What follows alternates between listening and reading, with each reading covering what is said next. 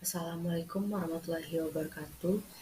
Perkenalkan, nama saya Ranvia Jianjanita, NPM 224111050 dari kelas manajemen 22C. Di sini saya akan mempresentasikan materi MSDM tentang memahami pemberian insentif dan kompensasi perlengkapan. Pemberian insentif dan kompensasi perlengkapan adalah aspek penting dalam organisasi. Dalam presentasih ini, saya akan menjelaskan tentang pengertian, tujuan, jenis-jenis dan implementasi serta manajemennya.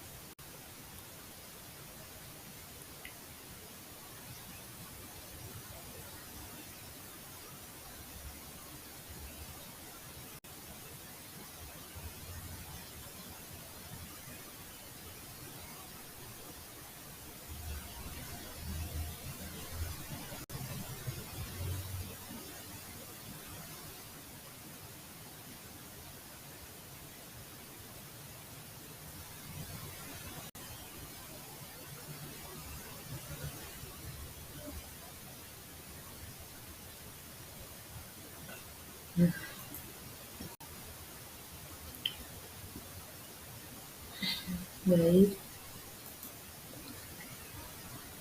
yang pertama itu tujuan pemberian insentif dan kompensasi perlengkapan. Tujuannya adalah pertama, untuk memotivasi karyawan agar bekerja lebih baik dan mencapai tujuan perusahaan. Yang kedua, sebagai alat untuk menarik dan mempertahankan bakat terbaik. Implementasi insentif dan kompensasi dapat dilakukan melalui skema gaji, bonus kinerja, dan tunjangan. Next, selanjutnya, jenis-jenis insentif dan kompensasi pelengkap.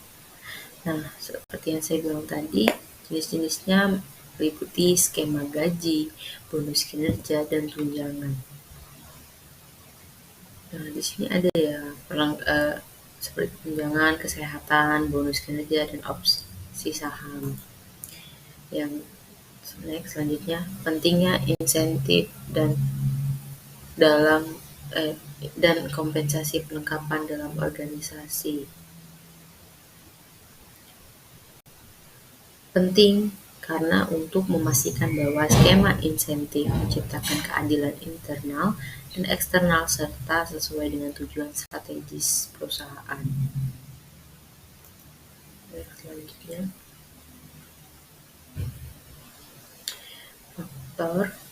faktor-faktor yang mempengaruhi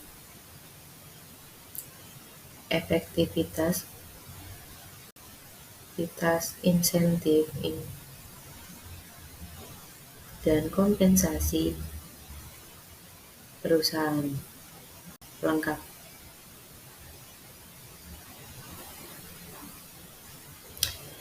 Adapun faktor-faktor yang melibatkan aspek-aspek tersebut, yaitu 1.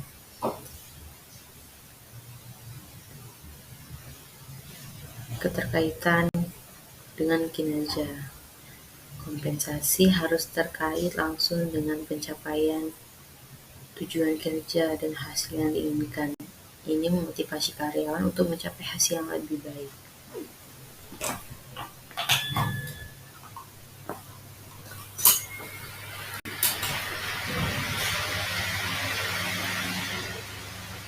Selanjutnya, yaitu keadilan internal dan eksternal.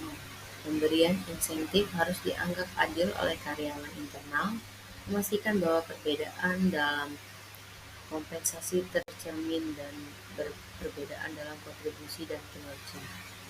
Yang ketiga, keterbukaan dan komunikasi. Karyawan harus memahami bagaimana kebijakan diterapkan dan bagaimana mereka dapat mencapai tingkat kompensasi yang lebih tinggi.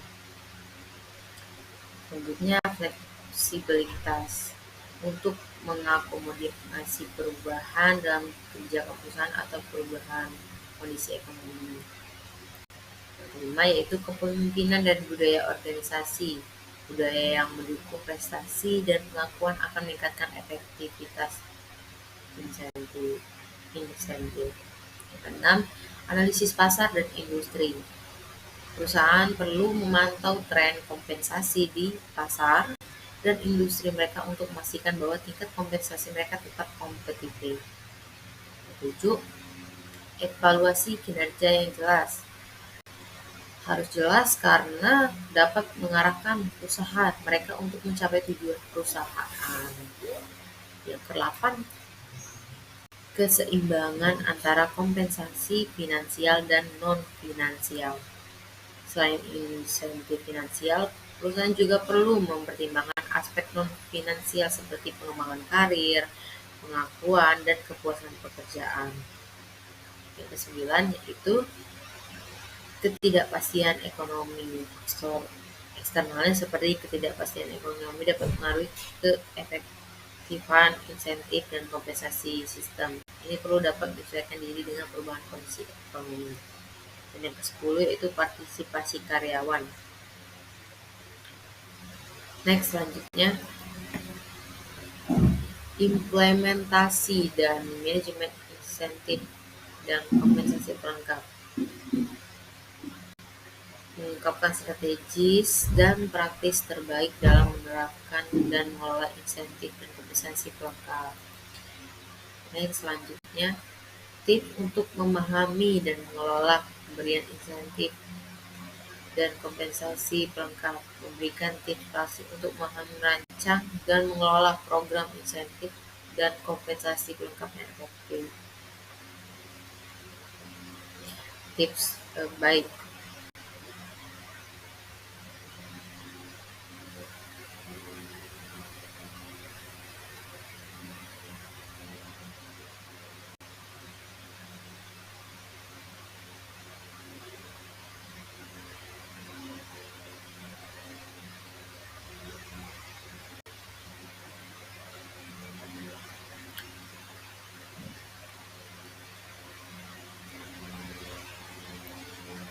Baik, next selanjutnya kita sudah mencapai di akhir presentasi, yaitu kesimpulan. Dalam materi ini saya mengambil kesimpulan bahwa pentingnya pemahaman dan pengelolaan insentif dan kompensasi pelengkap dalam mencapai kesuksesan organisasi. Jadi kompensasi dan insentif itu sangat penting dalam suatu perusahaan sebagai pelengkap untuk karyawan. Next, jika ada pertanyaan atau kurang jelas bisa ditanyakan di kolom komentar. Bila ada salah kata yang saya ucapkan, saya mohon maaf. Mungkin itu saja yang bisa saya sampaikan. Saya akhiri. Wassalamualaikum warahmatullahi wabarakatuh.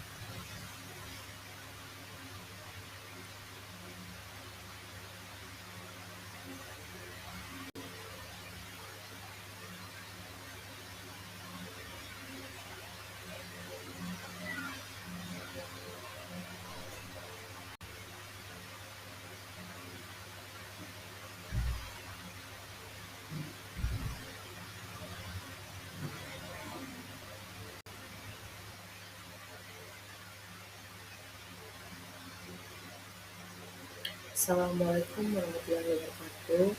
Perkenalkan, nama saya Rantia Janjrita, NPM 224111050 dari kelas manajemen D2C.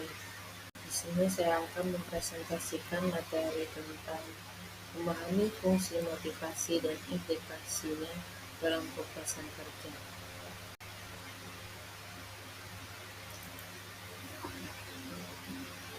Motivasi adalah dorongan internal yang mendorong kita untuk bertindak dan mencapai tujuan dalam konteks kepuasan kerja.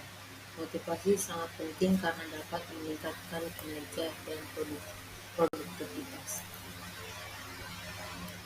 Definisi motivasi. Motivasi adalah kekuatan internal yang mengarahkan perilaku. Hal ini melibatkan dorongan, kebutuhan, dan keinginan yang mempengaruhi tingkat keterlibatan dan performa seseorang dalam pekerjaan. Selanjutnya, teori-teori motivasi. Teori hierarchy of needs adalah teori berdasarkan pemenuhan urutan kebutuhan dasar manusia seperti fisik, keamanan, sosial, penghargaan, dan aktualisasi diri. Yang kedua itu teori X dan Y, teori yang menggambarkan dua pendekatan terhadap manajemen dan motivasi karyawan. X yang berfokus pada kontrol eksternal dan Y yang berfokus pada otonomi dan tanggung jawab individu. Teori two factor, teori yang membedakan antara faktor-faktor yang mempengaruhi kepuasan intrinsik dan kepuasan ekstrinsik dalam pekerjaan. Selanjutnya, fungsi motivasi dalam kepuasan kerja. Fungsi motivasi itu implikasi dalam kepuasan, meningkatkan rasa tanggung jawab dan kemandirian, mengarahkan fokus dan tujuan yang jelas, mendorong timbal balik dan pengakuan. Sedangkan implikasi dan kepuasan kerja adalah karyawan merasa memiliki kontrol dan mereka dihargai dalam pekerjaan mereka, meningkatkan kepuasan kerja. Karyawan memiliki pemahaman yang jelas tentang apa yang harus mereka capai, menghasilkan kepuasan dalam mencapai tujuan tersebut. Dan terakhir, penghargaan dan pengakuan atas presentasi merangsang kepuasan kerja dan motivasi lebih lanjut. Selanjutnya, implikasi motivasi terhadap kepuasan kerja. Pertama, peningkatan kualitas kerja dan kinerja. Kedua, meningkatnya kepuasan dan motivasi karyawan. Tiga, reduksi stres dan tingkat absensi. 4. Peningkatan retensi dan loyalitas karyawan.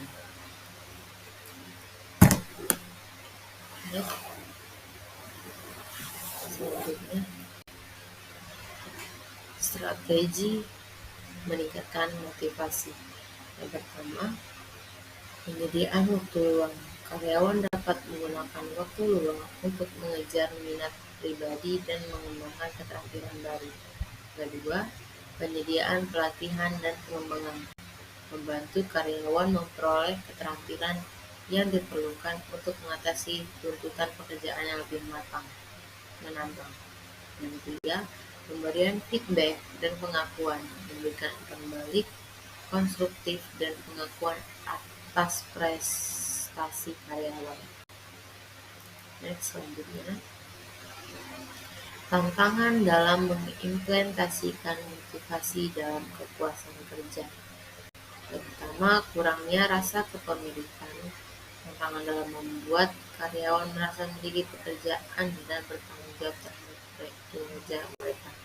Yang kedua, tingkat kepuasan yang berbeda-beda, menangani kebutuhan dan motivasi yang berbeda dari setiap karyawan agar mereka tetap puas dan termotivasi. Yang ketiga, perubahan lingkungan kerja yang konstan, mengatasi tantangan dan perubahan dalam lingkungan kerja yang dapat mempengaruhi motivasi dan kepuasan kerja. Selanjutnya, terakhir yaitu kesimpulan. Dalam materi ini, saya mengambil kesimpulan bahwa motivasi adalah kunci dalam mencapai kepuasan kerja yang memuaskan. Dengan memahami fungsi motivasi dan mengatasi tantangan yang terkait, kita dapat menciptakan lingkungan kerja yang termotivasi dan memuaskan. Baik, jika ada pertanyaan, boleh ditanyakan di kolom komentar. Apabila kurang jelas, boleh ditanyakan di kolom komentar. Dan apabila ada salah kata, mohon dimaafkan. Mungkin itu saja yang bisa saya sampaikan. Saya ucapkan terima kasih banyak telah menonton presentasi saya akhiri. Assalamualaikum warahmatullahi wabarakatuh.